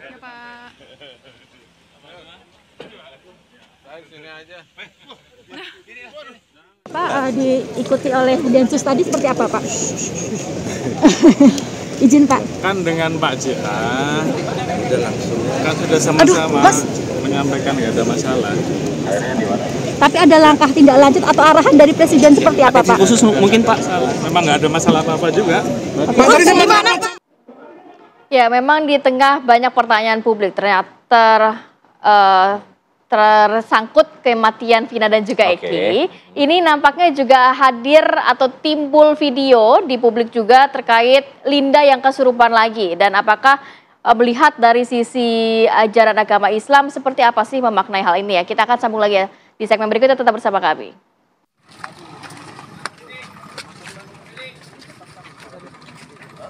Ya, saksi kunci kasus pembunuhan Vina dan juga Eki yaitu Linda akhirnya datang memenuhi panggilan pemeriksaan oleh tim Polda Jawa Barat di Mapolres Cirebon Kota pada Senin malam. Dan kedatangan Linda ini didampingi oleh sejumlah kuasa hukum, tim dari Hotman Paris Hutapea. Saksi kunci Linda ini merupakan sahabat main dari almarhumah Vina dan ia memenuhi panggilan pemeriksaan oleh tim penyelidik di Reskrim Polda Jawa Barat. Kedatangan Linda ini didampingi juga oleh tim kuasa hukum dan ini dilakukan untuk mencari lagi menggali informasi setelah adanya rilis DPO. Rilis tersangka maksud kami terkait hal ini yaitu adalah Peggy Setiawan yang akhirnya ditetapkan sebagai tersangka tunggal, DPO tunggal dalam hal ini dalam pembunuhan kasus Vina dan juga Eki. Kan dari film kalian bisa menggiring opini seperti itu kan. Jadi dia nggak tahu sama. Tapi secara keseluruhan dari 8 terpidana sekaligus Peggy kenal nggak Mbak secara pribadi? Enggak. Nggak kenal sama sekali. Saat kejadian lagi di mana, Mbak Linda? Ada di rumah, ada di rumah. Kebetulan ada di rumah. Terakhir kontak dengan almarhum Vina sebelum kejadian berapa hari, Mbak? Sudah lama. Ada sebulan? Sebelum kejadian. Sudah lama banget.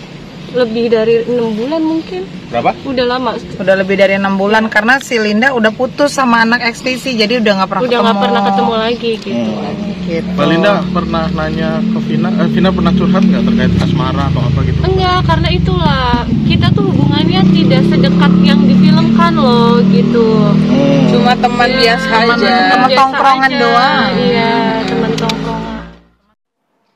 Pemirsa, di tengah kisruh penetapan tersangka baru kasus kematian Vina dan Eki, publik ini tiba-tiba dikejutkan dengan kehadiran Linda, yaitu teman almarhum Vina yang kembali kesurupan. Kejadian ini menjadi sorotan publik setelah pengacara kondang Hotman Paris ini mengunggah video Linda yang sedang kesurupan di akun Instagram miliknya.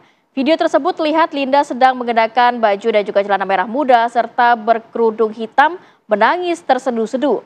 Dalam unggahan Hotman Paris pada 27 Mei 2024 tertuliskan 2 hari lalu Linda kesurupan lagi. Linda merupakan sahabat sekaligus saksi kunci dalam pembunuhan Vina di Cirebon pada tahun 2016 silam. Saat itu kesaksian Linda terhadap kasus pembunuhan Vina berupa kesurupan.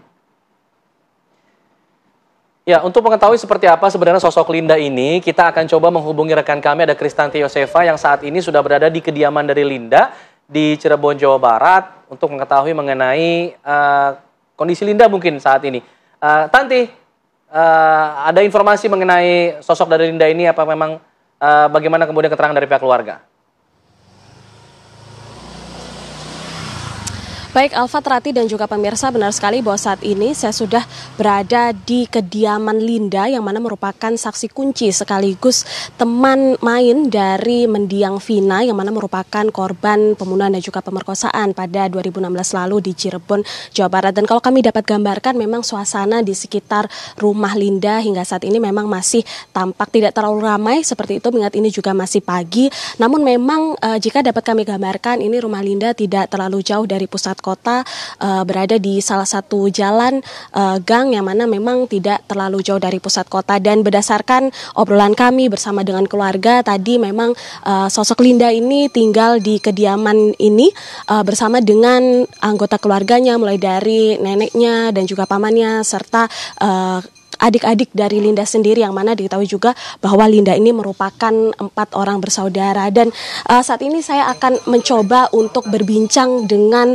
paman dari Linda, yakni dengan Mas Rudi. Mas Rudi, mohon waktunya sebentar, boleh kami berbincang tentang Linda. Mas Rudi, mungkin bisa diceritakan seperti apa sebetulnya sosok Linda ini di keluarga? Linda sendiri kebetulan ponakan saya, Mbak ya. Dia itu ya sebenarnya anak yang sebenarnya cukup pendiam sih kalau kami rasa. Nah di samping itu Linda itu punya kelebihan, Mbak, dalam hal-hal mistis seperti itu ya. Keluarga sudah mengetahui dari dulu semenjak kecil. Mungkin kalau kami kaitkan dengan peristiwa kejadian ini, jauh sebelum ini dia itu sering yang namanya kerasukan, hal-hal goib kayak gitu. Makanya kami pihak keluarga juga sebenarnya pengen gitu kan anak tuh ibaratnya sembuh gitu kan. Soalnya kami juga kan sebagai keluarga tuh gimana ya, apa namanya, cukup kewalahan juga sih ibaratnya kan kalau nanggapi hal kayak gini kan. Apalagi anak kalau sudah kerasukan kayak gini kan, aduh kami harus panggil orang pintar biar sembuh gitu kan. Ya mungkin seperti itu sih, Mbak, kalau saya nilai ponakan saya. Oke Mas Rudi, mungkin bisa diceritakan sebetulnya seperti apa kedekatan antara Linda dengan mendiang dari Vina? Nah kalau masalah kedekatan ponakan dengan almarhumah, yang seperti dia ceritakan sih, katanya sih dia sebatas kenal itu di tempat tongkrongan aja, Mbak, nggak terlalu dekat-dekat amat. Dibilang kenal, dia kenal ya, mungkin karena emang dulu waktu beliau suka nongkrong-nongkrong di suatu komunitas itu kan, ibaratnya setiap nongkrong itu biasanya kan ketemu, say hello seperti apa lah, mungkin ngobrol-ngobrol ringan sih ada. Cuma sering saya tanyakan juga, kamu kedekatannya seperti apa, yang nggak terlalu dekat banget om ya kenal, emang kenal, tidak bisa memungkiri mereka kenal satu sama lain. Cuma kan nggak terlalu intens lah seperti itu. Tidak seperti apa yang dibicarakan orang-orang di luar sana. Oke baik Mas. Kalau kita bicara mengenai kondisi Linda yang ini diketahui memiliki kelebihan khusus seperti itu ya. Sebetulnya sebelum terjadi kesurupan gitu biasanya ya, seperti apa sih kondisinya Linda sebelum terjadi kejadian seperti itu biasanya Mas? Dalam hal apa dulu ya? Ketika mungkin dirasuki oleh arwah seperti itu. Nah itu seperti apa kondisi Linda sebelumnya? Jadi apakah dia ketika sedang lelah kah atau ada apa mungkin? Nah kalau untuk kebiasaan sendiri sih kami sebagai keluarga sering memperhatikan ya. Biasanya tuh anak tuh suka menyendiri di kamar, suka ngaca gitu kan. Ya itulah ibaratnya waktu malam kejadian dia dirasuki arwah almarhumah juga ibaratnya kan berawal dari pertama kali dia ngaca gitu kan. Ngaca-ngaca pada akhirnya kan mungkin lama-lama kayak udah ada yang aneh gitu. Ibunya pertama kali yang lihat kok anak ini kok kayak gelagatnya kayak ada yang aneh gitu kan. Ya mungkinnya tadinya sih yang nggak terlalu mikirin lah, ternyata kan makin menjadi kan akhirnya kan.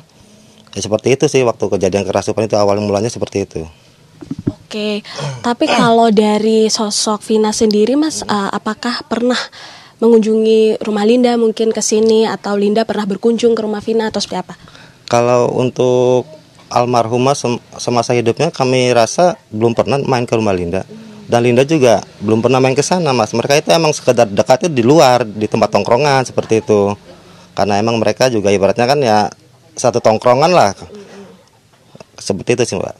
Oke, kalau dari Vina dan Linda sendiri berarti memang tidak terlalu dekat ya? Dekat, betul. Berarti memang teman tongkrongan. Baik, terima kasih banyak Mas Rudi atas wawancaranya. Itu tadi pemirsa wawancara saya dengan salah satu perwakilan dari keluarga Linda, yakni paman dari Linda, yakni Mas Rudi. Dan sedikit informasi juga pemirsa bahwa kemarin saksi kunci Linda ini memang telah diperiksa oleh Polda Jawa Barat di Polresta Cirebon. Seperti itu sekitar 4,5 jam pemeriksaan dilakukan dan juga Linda sendiri mengakui bahwa dirinya atau sosoknya ini memang tidak terlalu dekat dengan mendiang dari almarhumah Vina. Sementara demikian, Alfat dan juga Rati kembali dengan Anda di studio. Baik, terima kasih Kristanti Yosefa atas laporannya dan juga sempat berbincang dengan pihak keluarga Linda yang baru saja dimintai keterangan kemarin malam oleh Polda Jawa Barat. Nah, untuk membahas mengenai soal istilah kesurupan yang kemudian disebutkan oleh keluarga Linda ini, Linda memang sering sekali mengalami hal-hal seperti itu. Bagaimana kemudian kesurupan ini dipandang dari sisi kacamata agama? Dalam hal ini agama Islam. Kita akan berbincang bersama dengan Ustadz Muhammad Faizar untuk membahas mengenai hal ini. Assalamualaikum Ustadz Faizar. Assalamualaikum. Waalaikumsalam. Waalaikumsalam warahmatullahi wabarakatuh. Baik Ustadz, ini ada informasi dari pihak keluarga bahwa Linda disebut sebagai orang yang sering kali mengalami kondisi kesurupan. Atau bisa dibilang ada yang menyebutnya kerasukan arwah. Kalau kemarin dulu kerasukan arwahnya Vina. Nah ini bagaimana kemudian menyikapi hal seperti ini agar kemudian masyarakat juga tercerahkan. Apakah memang ada istilah kerasukan arwah yang kita tahu memang dalam pandangan agama mungkin ini tidak satu hal yang nyata begitu. Ya, tentang kerasukan sendiri dalam Islam itu memang dikenal dan itu memang ada. Tetapi kalau yang dimaksud adalah kesurupan arwah orang yang sudah meninggal, itu tidak mungkin. Tidak mungkin. Saya katakan, kecuali itu hanyalah jin, entah itu korin atau memang setan-setan yang ada di tempat kejadian yang merasuk. Ya. Dan Al-Quran telah menjelaskan bahwa setiap ruh orang yang sudah meninggal itu berada di suatu alam. Namanya alam barzakh, alam pendinding. Itu disebutkan dalam surat Al-Mu'minun di ayat 99 sampai ayat 100. Dan arwah orang yang sudah meninggal akan selalu berada di barzakh, tidak akan bergentayangan kemana-mana sampai hari kiamat atau hari dibangkitkan lagi. Seperti ini, kalau misalnya kesurupan arwah itu memang ada, coba cari orang yang memang katanya betul-betul bisa, yang nggak pernah kenal sama sekali, panggil arwah itu, kemudian ditanyai versi mediator yang memang tidak pernah kenal sama sekali dengan yang bersangkutan.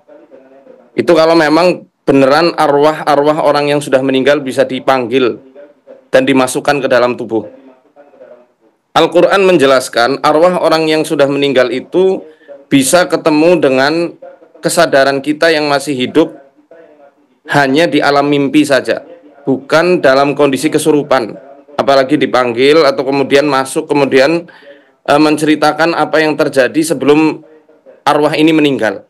Nah, itu tidak dibenarkan kalau dalam akidah Islam. Seperti itu Mas. Ya, kecuali itu hanya sekedar jin yang merasuk saja. Pak Ustadz tadi sempat mengatakan bahwa tidak ada kerasukan arwah yang sudah meninggal karena memang di alam barzakh sampai kiamat nantinya. Nah, tadi dikatakan bahwa kemungkinan itu korin. Nah, kalau korin sendiri itu bentuknya seperti apa? Apakah juga bisa memberikan informasi-informasi yang dialami seseorang semasa hidupnya, Pak Ustadz? jin korin ini tugasnya adalah membisikkan bisikan-bisikan buruk. Ya, dia tidak bisa ngerasuki orang lain. Karena tugasnya hanya seperti perangkat yang sudah menyatu pada diri seseorang dari lahir sampai orang itu meninggal. Ketika orang meninggal, tidak ada dalil yang jelas di dalam agama, baik dari Quran maupun dari hadis Nabi, korin ini bisa dipanggil. Hanya sekedar sebatas hipotesa dari beberapa ulama saja. Setelah orang meninggal, korinnya akan bergentayangan lagi, korinnya akan kembali kepada koloninya bersama iblis, dan dia bisa membuat fitnah-fitnah di kalangan manusia. Ya, seperti contohnya mengaku-ngaku sebagai ruh orang yang meninggal, atau kemudian menampakkan diri seperti wujud dari orang yang sudah meninggal, berbahasa dengan aksen orang tersebut, serta membocorkan rahasia-rahasia dari orang yang ditemaninya selama dia hidup. Tapi ini hanya sebatas perkataan ulama, jadi bukan dalil yang qat'i yang jelas di dalam Quran maupun dari hadis.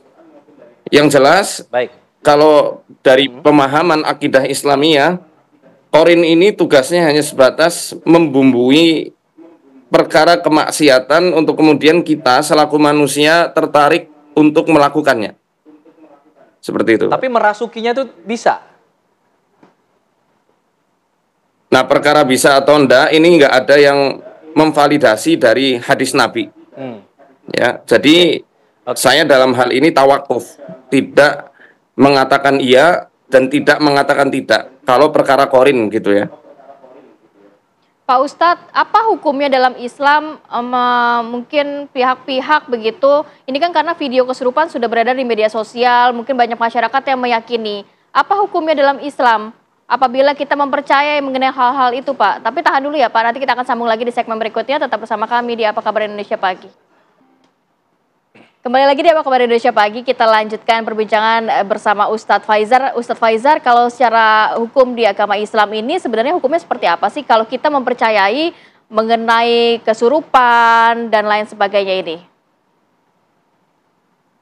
Baik, sebelum saya berbicara soal hukum, saya mau nanya kepada Mbak dan Mas atau pemirsa yang ada di rumah. Kenapa Ustadz? Bagaimana? Ya. Bagaimana sikap kita dalam menyikapi orang yang lindur? Apakah ucapannya ketika ngelindur bisa dipercaya atau tidak? Tidak bisa dipercaya. Artinya bisa disamakan dengan orang yang melindur begitu, Ustadz? Jelas. Karena tadi dari apa yang disampaikan keluarganya juga ingin Mbak Linda ini sembuh. Berarti itu kan penyakit. Dalam hal ini, otomatis orang yang sedang sakit, kenapa harus kita percayai? Karena itu penyakit. Kesurupan itu kan penyakit.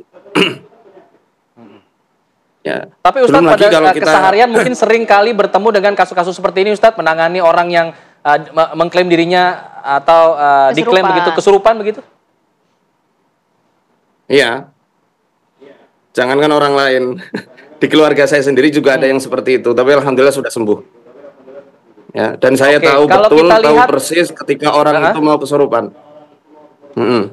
Kalau kita lihat apalagi video yang viral, Ustaz. Kalau kita lihat video yang viral, Linda yang diklaim tengah kesurupan, bisa dideteksi nggak? Kalau ini memang benar kesurupan atau hanya melindur tadi Ustadz katakan?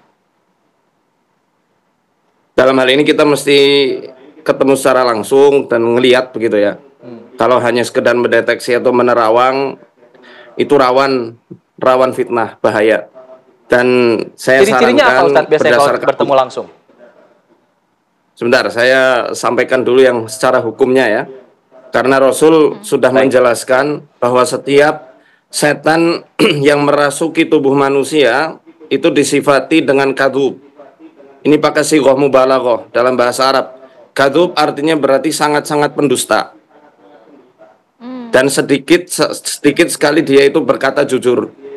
Karena ini sifat dari setan yang disebutkan Rasulullah di dalam hadisnya. Kemudian setiap jin yang masuk ke dalam tubuh manusia itu tidak jin yang netral. Jin yang netral gimana? Dalam surat Al-Jin dikatakan wa anna minna shalihuna wa minna duna dzalik kunna tara'iqa qidada. Di antara kami ada jin yang baik, ada jin yang jahat. Kami menempuh jalan hidup kami masing-masing. Tetapi Rasul sudah menegaskan setiap jin yang masuk ke dalam tubuh manusia secara otomatis dia dikatakan sebagai setan. Jangankan yang merasuk, ketika dia hanya numpang ngekos, dia cuma tidur di hidung manusia malam hari saja, itu disifati sebagai setan. Idza staiqaza ahadukum min manami falyastansir thalathan fa inna syaitana yabitu ala khaisumih.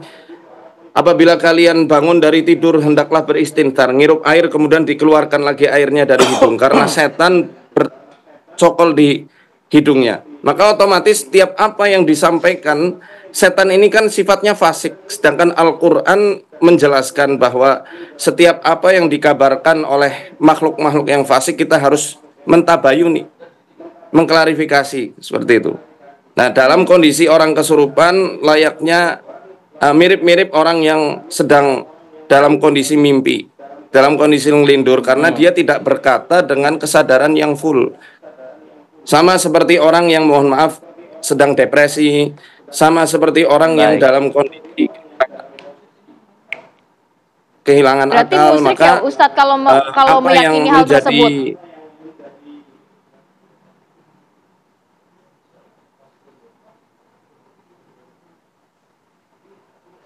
Ya Ustadz Faizar, jadi hukumnya apa? Musyrik kah kita kalau mempercaya hal-hal tersebut, Pak Ustadz?